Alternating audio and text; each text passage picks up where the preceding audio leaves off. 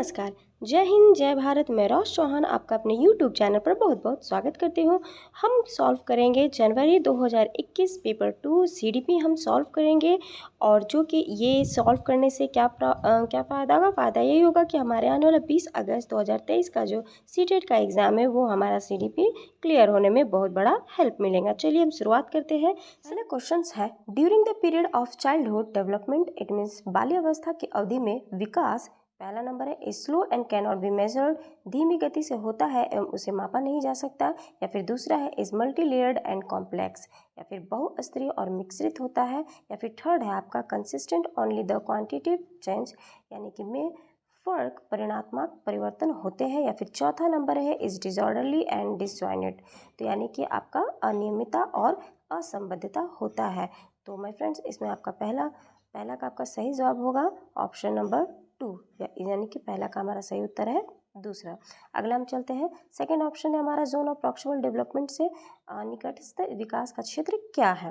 पहला नंबर है the area between a child current level of independence performance and the level of performance that the child could achieve with the help of adult and more skilled peer, यानी कि बच्चों के वर्तमान स्तर पर स्वतंत्र प्रदर्शन और वयस्क व अधिक कौशल वाले समकक्षियों की सहायता से बच्चे द्वारा उपार्जित किए जाने वाले प्रदर्शन के माध्यम का क्षेत्र है। या फिर दूसरा है a range of task that the child should be able to do as per age her age but can not, विभिन्न प्रकार के कार्य जो कि आप अपनी आयु के अनुसार बच्चों को करने चाहिए परंतु वो नहीं कर सकती हैं। थर्ड नंबर है आपका the process where's to individuals where begins with different understandings arrive at the shared understanding, या फिर वह प्रक्रिया जिसमें शुरू में विभिन्न समझ वाले दो व्यक्ति सामान्य समझ पर पहुंचते हैं। या फिर चौथा नंबर है the process in which childrens learn to perform task as set by the elders members in a society, तो या फिर वह प्रक्रिया जिसमें बच्चे समाज के वयस्क सदस्यों द्वारा निर्धारित विधि से कार्य करते हैं। तो इसमें माय फ्रेंड्स आपका सही जवाब क्या होगा? पहला नंबर है ना, यानी कि बच्चों के वर्तमान स्तर पर स्वतंत्र प्रदर्शन और वयस्क व अधिक कौशल वाले समकक्षियों की सहायता से बच्चे द्वारा उपार्जित की जाने वाले प्रदर्शन के माध्यम का क्षेत्र, यही हमारा निकटस्थ विकास का क्षेत्र होता है। और अगला हम चलते हैं, थर्ड नंबर हमारा क्वेश्चन क्या कहता है, अकॉर्डिंग टू जीन पियाजे childrens is formal operational stage, Jean पियाजे के अनुसार बच्चे अमूर्त संक्रियात्मक अवस्था में है। पहला ऑप्शन है आपके पास are capable of hypothetical deductive reasoning and the proportional thoughts, पहला नंबर है परिकल्पित निर्माणात्मक तर्क और प्रतिज्ञप्ति चिंतन करने में असमर्थता। दूसरा ऑप्शन है आपके पास are bound by the centrations and irreversibilities of the thoughts, यानी कि केंद्रीकरण और अनुकृत्यात्मणीय सोच से आबद्ध है। तीसरा नंबर आपका can not conserve classify the series, यानी कि संरक्षण, वर्गीकरण व श्रेणीबद्धता करने में असमक्ष नहीं है। चौथा नंबर है आपका begin to engage in make believe and symbolic play, यानी कि फोर्थ नंबर है आपका प्रतीकात्मक और सांकेतिक खेलों के भाग लेना प्रारंभ करते हैं। तो ये हमारा जो जीन पियाजे के अनुसार अमूर्त संक्रियात्मक की अवस्था में आपका ऑप्शन हो जाएगा पहला नंबर, है ना। इसका सही जवाब होगा फर्स्ट परिकल्पित निगमनात्मक तर्क और प्रतिज्ञप्ति चिंतन करने में समर्थ है ना, समर्थ है। आपका नेक्स्ट क्वेश्चन फोर्थ नंबर क्या कहता है? फोर्थ नंबर में है कि at which stage of Lawrence Kohlberg's theories of moral developments do individuals believes that activity maintaining the current society systems ensures positive humans relationship and society order, यानी कि Lawrence Kohlberg के नैतिक विकास के सिद्धांत के अनुसार व्यक्ति किस अवस्था में है जब वह विश्वास करता है कि वर्तमान समाज प्रणाली को संक्रियता पूर्वक बनाए रखने के लिए धनात्मक मानवीय संबंध और सामाजिक वर्ग सुरक्षित रहता है। तो पहला ऑप्शन है the punishment and obedience orientation, यानी कि दंड और आज्ञा पालन अभिविन्यास। या फिर सेकंड है द सोशल ऑर्डर मेंटेनिंग्स ओरिएंटेशन, यानी कि सामाजिक क्रम व्यस्त अभिन्यास। और थर्ड है द इंस्ट्रूमेंटल्स प्रपोज ओरिएंटेशन, यानी कि यंत्रिक उद्देश्य अभिविन्यास। या फिर फोर्थ है आपका the universal ethic principles orientations, यानी कि फोर्थ सार्वभौमिक नैतिक सिद्धांत अभिविन्यास। तो यहाँ आपका सही जवाब हो जाएगा फोर्थ नंबर का हो जाएगा ऑप्शन नंबर 2, है ना। ऑप्शन नंबर इसका 2 सही जवाब होगा, सामाजिक क्रम व्यवस्था अभिविन्यास। नेक्स्ट चलते हैं हम 5 नंबर क्वेश्चन की ओर।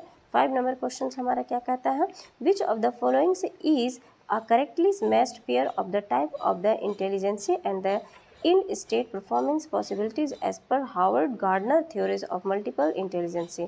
टाइप 1 इंड एट, मतलब यहाँ पर आपके पास टाइप 1 टाइप 2 ये दिया हुआ आपका, और यहाँ पर हिंदी में आपका कहा गया है कि हार्वर्ड गार्डनर के बहुबुद्धि सिद्धांत के अनुसार निम्नलिखित में से कौन सा जोड़ा बुद्धि के प्रकार और अंत स्थिर अनुपालन संभावना के अनुसार सही है। बुद्धि का प्रकार और यहाँ अंत स्थिति अनुपालन संभावना दिया गया है। यहाँ पर आप देख सकते हैं इंग्लिश हिंदी दोनों में बताया गया है। इनमें से आपको सही सही अनुपात मतलब अंत स्थिति अनुपात हम संभावना बताना है ना, कि सही अनुसार सही कौन सा इसमें युग्म है।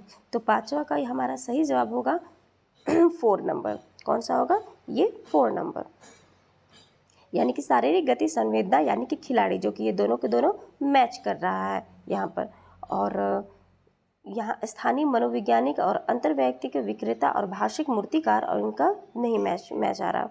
नेक्स्ट चलते हैं 6 number. According to Lev Vygotsky क्या कहते हैं, यानी कि लेव वाइगोत्स्की के अनुसार पहला नंबर है language play as important role in the cognitive development of childrens. बच्चों के संज्ञानात्मक विकास में भाषा की एक महत्वपूर्ण भूमिका है।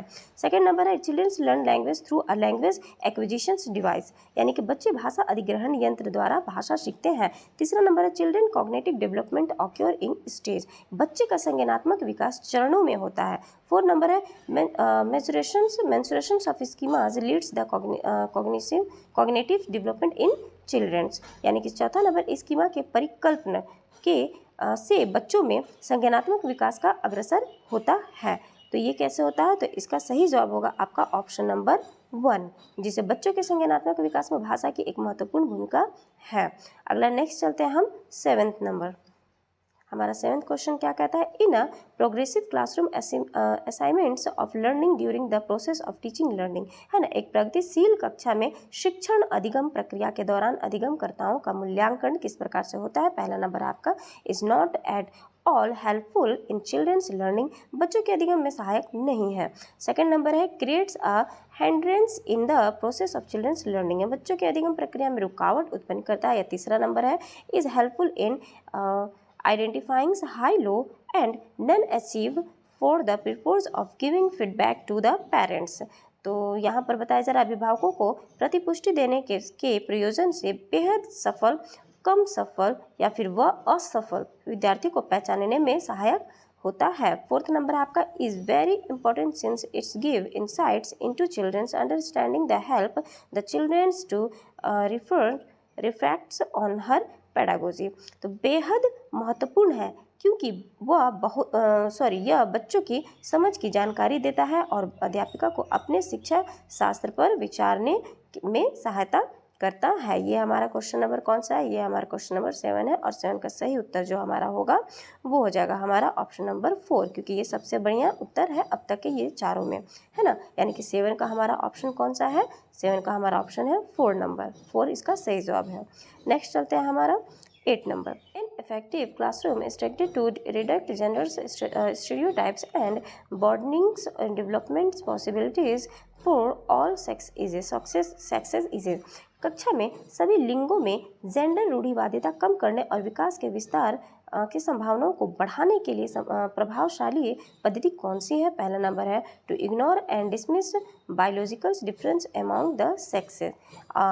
नेक्स्ट है पहला नंबर है लिंगों के जैविक अंतरों की उपेक्षा करना और उन्हें अस्वीकार करना। या दूसरा नंबर है to reinforce gender roles as portrayed in the society, समाज में चित्रित लिंग भूमिकाओं को प्रबल करना। या फिर थर्ड नंबर है forming same sex ability grouping, यानी कि एक ही लिंग के योग्यता समूह बनाना। या फिर 4 नंबर है forming mixed sex activities group and promote discussion, यानी कि क्रियाकलाप के लिए मिश्रित लिंग समूह बनाना और विचार विमर्श को प्रोत्साहित करना। तो अब हमारा ये नंबर 8 का कौन सा सबसे बढ़िया ऑप्शन है ये हम देखेंगे। तो हमारा 8 का सबसे बढ़िया ऑप्शन है नंबर 4 नंबर, यानी कि हमारा क्वेश्चन 8 का सही जवाब हो जाएगा 4, क्रियाकलापों के लिए मिश्रित लिंग समूह बनाना और विचार विमर्श को प्रोत्साहित करना। आ जाइए नंबर 9 पे। नेक्स्ट नंबर है हमारा multilingualism in classrooms needs to be understood as blank by the teacher, है ना, अध्यापकों को कक्षा में बहुभाषिता को ब्लैंक कर समझना चाहिए। पहला नंबर है एन एसेट्स एंड रिसोर्सेज, यानी एक गुण और संसाधन। दूसरा नंबर है हाइड्रेंस या फिर एक रुकावट। तीसरा नंबर है प्रॉब्लम, एक समस्या। या चौथा नंबर है आपका सिस्टमेटिक इशू, यानी कि एक व्यवस्थागत मुद्दा। तो इसमें से आपका सही जवाब हो जाएगा 9 नंबर का। आप देख कर ही बता सकते हैं। सबसे पहला पॉजिटिव हमारा उत्तर पहला नंबर है, तो हमारा सही जवाब हो जाएगा 1 नंबर, 9 का 1।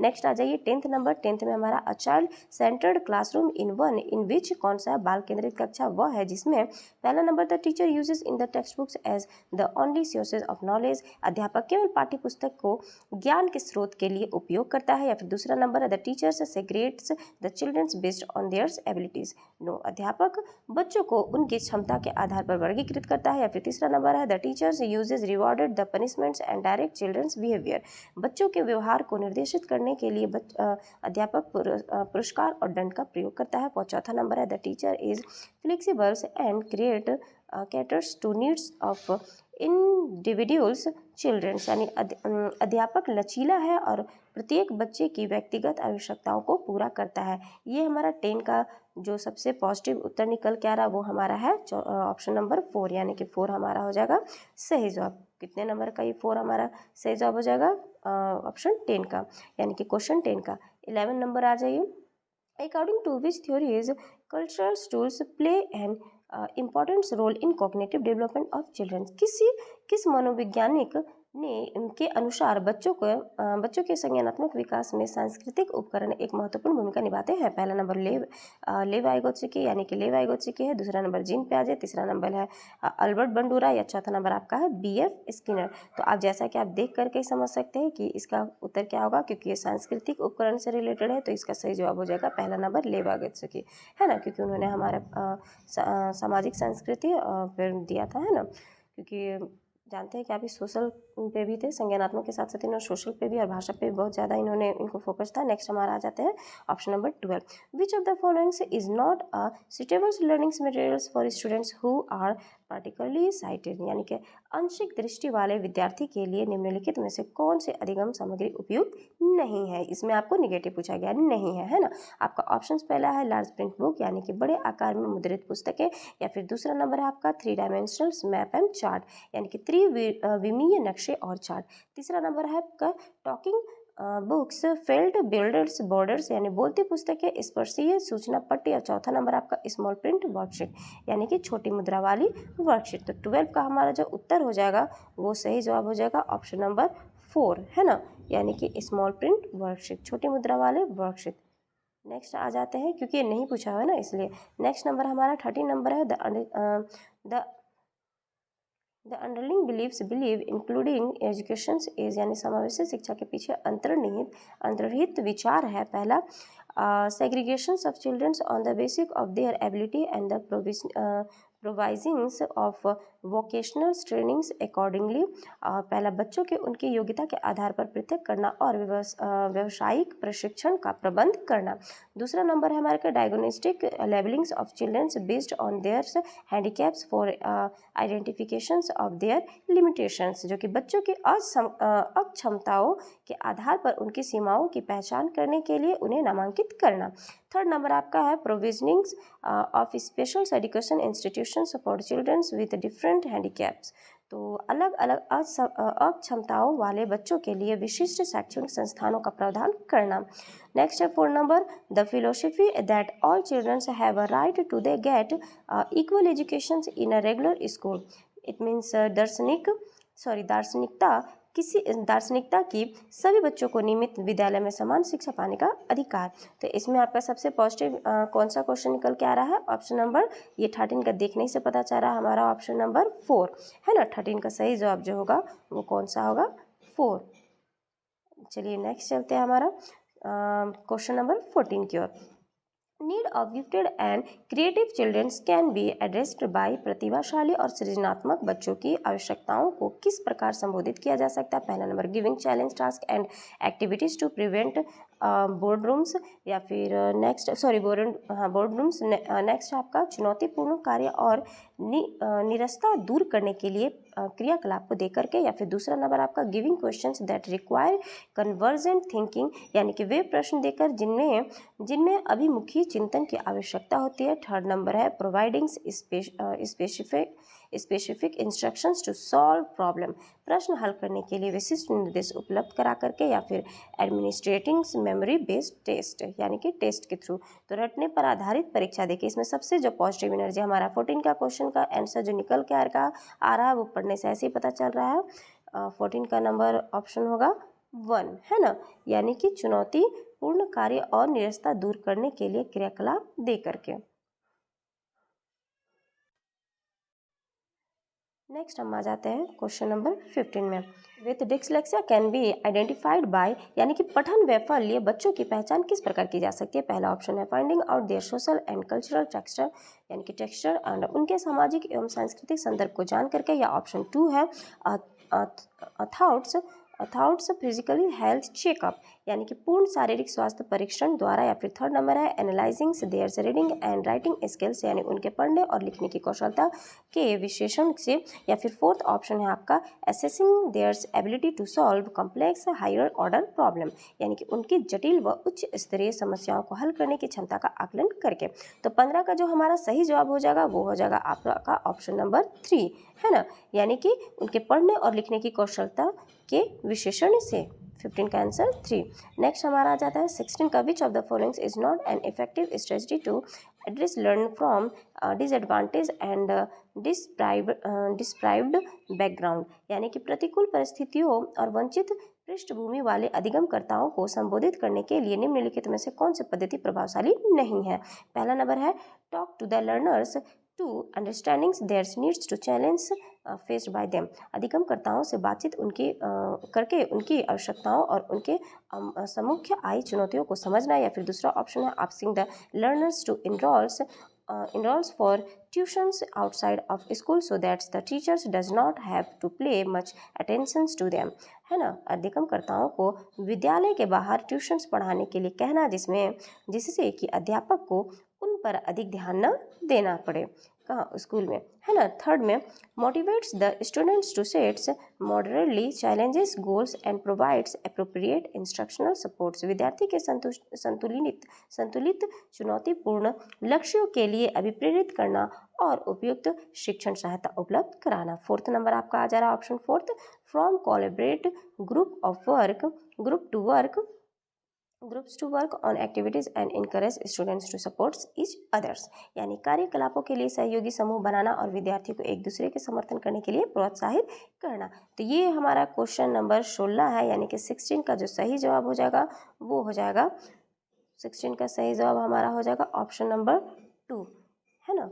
16 का सही जवाब 2, अधिगमकर्ताओं को विद्यालय के बाहर ट्यूशन्स पढ़ने के लिए कहना, जिससे कि अध्यापक को उन पर अधिक ध्यान न देना पड़े। ये उत्तर क्यों होगा, क्योंकि इसमें आपसे पूछा गया नहीं, निगेटिव पूछा गया, बाकी सब पॉजिटिव है, तो निगेटिव में हमारा वही जवाब होगा। 17 नंबर आ जाइए, physical and emotional health of childrens blank their learning, है ना, बच्चों के अधिगम में शारीरिक स्वास्थ्य और सांवेगिक अवस्था किस चीज़ मतलब कार्य करता है ब्लैंक में। तो पहला नंबर आपका बोलता है does not have any influence on, यानी कि कोई प्रभाव नहीं डालता है। दूसरा number play an important role in, यानी कि एक बहुत ही महत्वपूर्ण भूमिका निभाता है। तीसरा नंबर है इज नॉट रिलेटेड टू, यानी इससे कोई आपसी संबंध नहीं है। या फोर्थ नंबर है has an insignificant role in, यानी कि भूमिका नगण्य है। तो आपका जो 17 का सही उत्तर हो जाएगा वो हो जाएगा आपका ऑप्शन नंबर 2, है ना, यानी कि एक बहुत ही महत्वपूर्ण भूमिका निभाता है। आ जाइए question number 18, to promotes meaningful learning in the classrooms a teacher should, यानी कि कक्षा में अर्थपूर्ण अधिगम को प्रोत्साहित करने के लिए अध्यापिका को क्या चाहिए। तो पहला नंबर ऑप्शंस है help students to regulars their own emotions and motivation, विद्यार्थी की सहायता करनी चाहिए कि वे अपने मनोभावों और अभिप्रेरणाओं को सुव्यवस्थित कर पाएँ। दूसरा नंबर है आपका categorise the levels students according to their performance and make ability groups, विद्यार्थियों के उनके प्रदर्शनों के आधार पर वर्गीकृत और नामांकन करके उनके योग्यता आधारित समूह बनाने चाहिए। तीसरा नंबर आपका promote dialogues and discussions amongst childrens to build multiple perspectives, यानी कि विद्यार्थी के संवाद और परिचर्चा को प्रोत्साहित करना चाहिए, जिससे वे बहुपरिप्रेक्ष्य करने में सशक्त हो। फोर्थ नंबर आपका है इग्नोर डाइवर्सिटी, है ना, ignore diversity in the classrooms and follow standard method of instructions.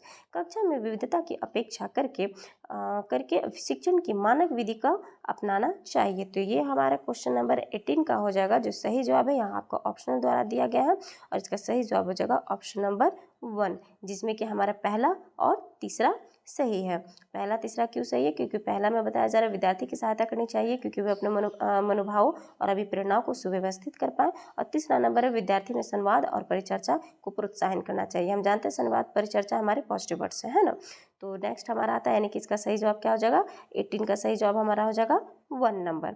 Next आ जाते हैं 19 question number. Learning is a blank and blank process, है ना। अधिगम एक ब्लैंक और यानी कि किस चीज़ की प्रक्रिया है? तो पहला कॉम्प्लेक्स एक्टिव है यानी कि जटिल से सक्रिय है, या दूसरा सिंपल से लीनियर है यानी सरल से रैखिक है, या तीसरा सिंपल से इंडिविजुअल्स है यानी सरल से व्यक्तिगत है, या फिर फोर्थ है कॉम्प्लेक्स से पैसिव है यानी जटिल से निष्क्रिय। इसका देख करके ही पता चल रहा है कि हमारा 19 का जो जवाब हो जाएगा सही हो जाएगा वो हमारा हो जाएगा पहला, है ना। यानी कि हमारा क्वेश्चन नंबर 19 का जो सही ऑप्शन होगा वो सही जवाब होगा वो हो जाएगा पहला नंबर, जटिल से सक्रिय, यानी अधिगम एक जटिल और सक्रिय प्रक्रिया है। नेक्स्ट चलते हैं और क्वेश्चन नंबर 20 की ओर। A teacher should blank the social culture religious and linguistics diversity in her classroom in to facilitate meaningful learning, यानी अपनी कक्षा में अर्थपूर्ण अधिगम को सुसाध्य बनाने के लिए अध्यापिका को अपनी कक्षा में सामाजिक, सांस्कृतिक, धार्मिक, भाषिक और विविधता को ब्लैंक चाहिए। क्या चाहिए? डिसमिस चाहिए, टालना चाहिए, इग्नोर करना चाहिए यानी अपेक्षित करना चाहिए, अंडरस्टैंड करना चाहिए, समझना चाहिए, या फिर निग्लेक्ट करना चाहिए, अनदेखा करना चाहिए। ये हमारा 20 का सबसे बेटर, ये तो सबसे सिंपल हमको लगता है, आपको लगेगा कि 3 नंबर है जो कि हमारा समझना है ना। नेक्स्ट आ जाते हैं हम 21 number. It is important to create blank learning environment in the classrooms rather than blank ones, है ना। कक्षा में प्रभावशाली अधिगम के लिए ब्लैंक वातावरण की रचना करनी चाहिए बजाय कि वातावरण के, कौन से बजाय कि कोलैबोरेटिव कंपटीशन यानी कि सहयोग और प्रतिस्पर्धा के, या फिर कॉम्पिटिटिव कोलैबोरेटिव, है ना, कोलैबोरेटिव तो प्रतिस्पर्धात्मक या सहयोगित पे। और नेक्स्ट आपका 3rd नंबर है फेयरफुल या फिर फैसिलिटेटिव यानी कि आपका भयावह या फिर सुसाध्य से। 4th नंबर आपका बोलता है कॉम्पिटिटिव या फिर फैसिलिटेटिव, तो यानी कि प्रतिस्पर्धी या फिर सुसाध्य। तो इसमें जो हमारा 21 नंबर का सबसे पॉजिटिव नंबर, सबसे पॉजिटिव जवाब जो आ रहा है हमारे सामने, तो 21 का सबसे पहला मतलब पॉजिटिव हमारा होगा ऑप्शन नंबर 1 सही जवाब होगा। सहयोगितिक यानी कि सहयोग के द्वारा और प्रतिस्पर्धिक, है ना, के बजाय, यानी कि हमें प्रतिस्पर्धा यानी कि हमें कंपटीशन नहीं रखना चाहिए, कॉम्पिटिटिव और नहीं रखना चाहिए क्योंकि यहाँ बजाय बोल रहा है ना, और यहाँ किस चीज़ का करना चाहिए, एक तरह से पॉजिटिव एक तरफ नेगेटिव, दोनों को इंक्लूड करके इसमें आपसे पूछा गया। नेक्स्ट आपका 22 का आ जाता है which of the followings is an example of effective motivational strategy to encourage students to learn. निम्नलिखित में से कौन सा उदाहरण विद्यार्थियों को अधिगम के लिए अभिप्रेरित करने के लिए प्रभावशाली पद्धति है? पहला नंबर है आपका providing scaffolding specially when students learn to a new skill, यानी कि पाठ उपलब्ध कराना विशेषकर जब विद्यार्थी कोई नया कौशल सीख रहे हो। दूसरा नंबर है emphasis on completions of the work rather than learning, यानी सीखने से ज़्यादा कार्य पूर्ण करने पर बल देना। 3rd नंबर है आपका giving task that are very easy, वे कार्य देना जो कि बहुत सरल हो। 4th नंबर है आपका creating a lot of opportunities for competition, यानी कि प्रतियोगिताओं के लिए अब बहुत से अवसर उत्पन्न कराना। तो 22 यानी कि 22 नंबर का जो हमारा सही जवाब हो जाएगा वो हो जाएगा हमारा ऑप्शन 1, है ना। ऑप्शन 1 हमारा इसका सही जवाब है, यानी पाठ उपलब्ध कराना विशेषकर जब विद्यार्थी कोई नया कौशल सीख रहे हो, यानी वो सबसे पॉजिटिव हमारा जवाब होगा। 23 नंबर है which of the following statement about childrens thinking is not correct, है ना। बच्चों के चिंतन के विषय में निम्नलिखित में से कौन सा कथन सही नहीं है? पहला number children constructs their own theories about various phenomenons around them, बच्चों अपने आसपास की विविध घटनाओं के बारे में स्वयं अपने सिद्धांतों की रचना करते हैं। सेकंड नंबर है childrens can not think of the concept on theirs own and the primary role of the teacher is not provide information, यानी बच्चे प्रत्ययों को स्वयं नहीं सोच सकते और अध्यापक की मूल भूमिका उन्हें जानकारी उपलब्ध कराना है।